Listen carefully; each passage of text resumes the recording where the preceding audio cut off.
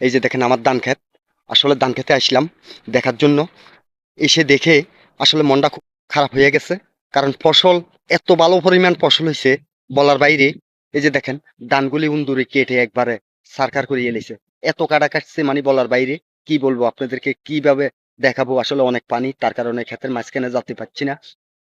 ধানগুলি উন্দুরে কেটে এত কাড়া উন্দুরে কেটে আছে, আসলে খুব কষ্টকর বিষয়। ধানগুলি ভালো হয়েছে, ভালো হয়ে কি হইব, কিন্তু ধানগুলি উন্দুরে সব কেটে ফেলিতে আছে। আমার জমি না, খালি প্রত্যেকটা জমিতে অনেক কাড়া কাটতে আছে।